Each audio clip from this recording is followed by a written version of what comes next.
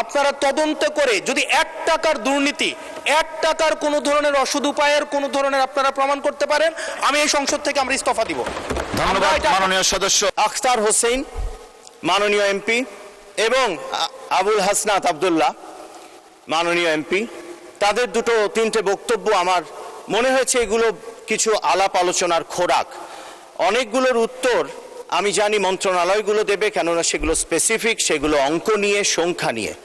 কিন্তু আমি যেটা বলতে চাই, আখতার হোসেন সাহেবের যে একটি বক্তব্য ছিল, থোক বরাদ্দের বিষয়ে তিনি সন্দিহান, তিনি মনে করেন এখানে দুর্নীতি হতে পারে, অনেক কিছু হতে পারে।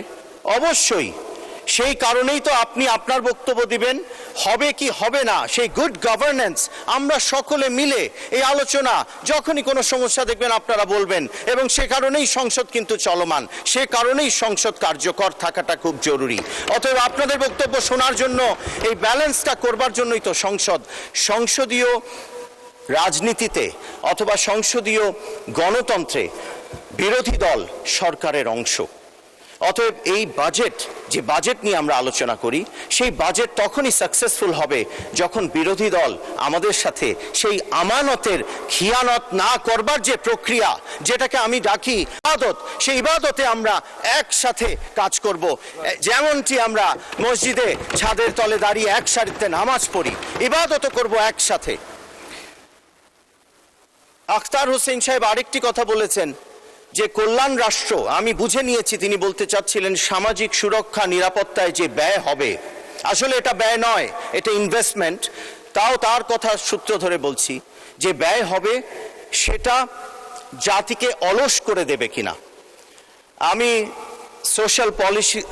সোশ্যাল পলিসির একজন ছাত্র, আমার এমফিল ইউনিভার্সিটি অফ অক্সফোর্ডে সোশ্যাল পলিসির উপরে, অর্থাৎ সোশ্যাল ওয়েলফেয়ার, কল্যাণ রাষ্ট্র, এগুলো নিয়ে কিছু পড়াশোনা আছে।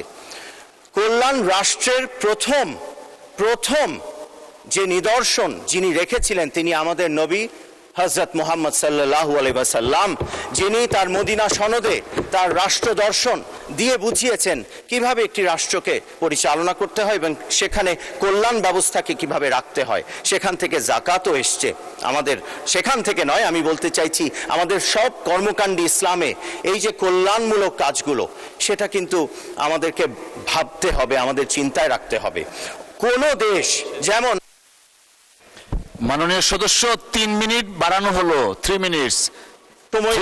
আমাকে 5টা মিনিট, মাননীয় স্পিকার 5টা মিনিট একটু কষ্ট করে যদি দেন। Social democratic country, Sweden, Norway, যেগুলো স্ক্যান্ডিনেভিয়ান দেশ, এই দেশগুলোতে কোনো কল্যাণমূলক কর্মকাণ্ডের কারণে তারা পিছিয়ে পড়ে নাই। কেননা যে কোনো উন্নয়নের প্রকৃত সূচক জনগণের জীবন, মানুষের জীবন। আমাদের বাজেটে আমাদের দূরদর্শী রাষ্ট্রচিন্তা থেকে আমাদের প্রধানমন্ত্রী, সংসদ নেতা জনাব তারেক রহমান এবং দক্ষ নেতৃত্বের মাধ্যমে আমাদের মাননীয় অর্থমন্ত্রী জনাব আমির খসরু মাহমুদ চৌধুরী যে বাজেট তারা উপস্থাপন করেছেন, সেই বাজেটের মাধ্যমে আমি দেখতে পাচ্ছি 3/1 অথবা তারও বেশি আমাদের সুশিক্ষা, সুস্বাস্থ্য এবং কল্যাণমূলক সামাজিক সুরক্ষা নিরাপত্তায় আমরা ইনভেস্টমেন্ট করছি। এটা কিন্তু ইনভেস্টমেন্ট, এটা ব্যয় নয়। আমরা এই বাজেটকে একইভাবে দেখলে চলবে না গত 55 বছরের বাজেটের মতো করে। এই বাজেট আমাদের আগামী 5 বছরের যে পরিকল্পনা, সেই পরিকল্পনার শুধু প্রথম ধাপ মাত্র। এবং সেই ধাপ কি, সেই ধাপের পেছনে কি চিন্তা, ফিলসফি, ভিশনটা কি?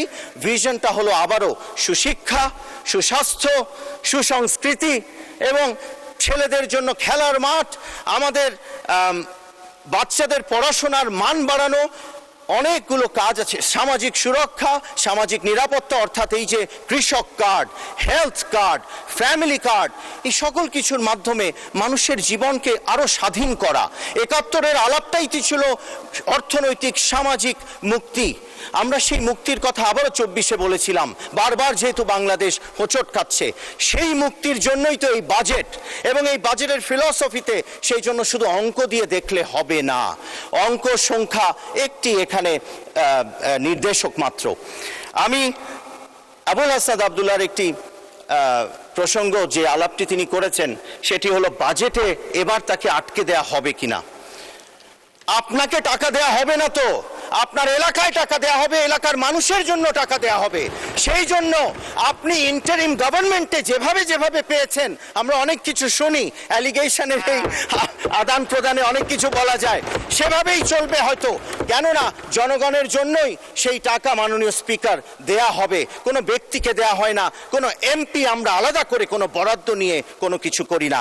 একটু কারেকশন করলাম, সেজন্য আপনাকে অনেক ধন্যবাদ মাননীয় স্পিকার।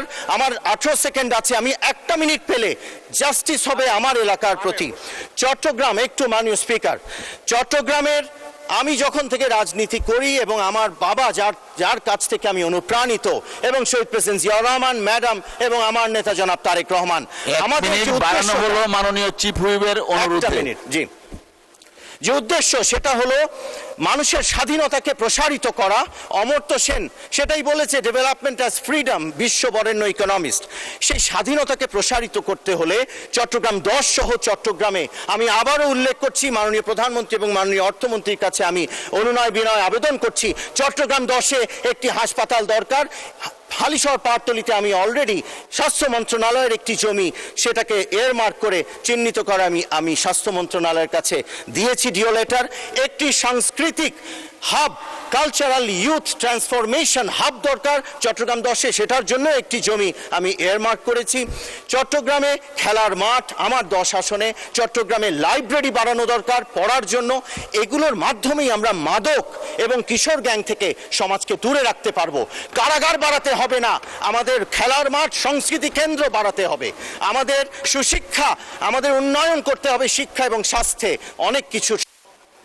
অসংখ্য ধন্যবাদ। আমি আমার বক্তব্যের কোথাও আমি এই শব্দ উচ্চারণ করিনি বা এই বাক্য বলিনি যে আমাকে যেন বরাদ্দ বঞ্চিত না করা হয়। আমি সেটি বলেছি যে আমার এলাকার মানুষকে যেন কোনোভাবে আমার বক্তব্যের কারণে আমার এলাকার মানুষকে যেন বঞ্চিত না করা হয়, 1 নম্বর বিষয়। 2 নম্বর বিষয়, মাননীয় স্পিকার, আজকেও এই সংসদে আমরা দেখেছি যে জুলাই সংশ্লিষ্ট কিছু আমাদেরকে মিন করে একটা কথা বলা হয়েছে যে আমরা আগে রিকশায় চড়তাম, এখন আমরা গাড়িতে চড়ি। মাননীয় স্পিকার, এই সংসদে আজকে সরকার যারা আছে, আমি আপনাদের কাছে বিনীতভাবে অনুরোধ করব, এখন সরকারের যেই গোয়েন্দা সংস্থাগুলো আপনাদের নিয়ন্ত্রণে, ডিজিএফআই, এনএসআই, পুলিশ, তারপর হচ্ছে মিলিটারি, সবাই আপনাদের নিয়ন্ত্রণে। আমি আপনাদেরকে অনুরোধ করব, আপনাদের মতো দায়িত্বশীল জায়গা থেকে এলিগেশনের টোনে এলিগেশন না দিয়ে আপনারা তদন্ত করে যদি 1 টাকার দুর্নীতি, 1 টাকার কোনো ধরনের অসৎ উপায়ের কোনো ধরনের আপনারা প্রমাণ করতে পারেন, আমি এই সংসদ থেকে আমরা ইস্তফা দিব। ধন্যবাদ মাননীয় সদস্য, ধন্যবাদ।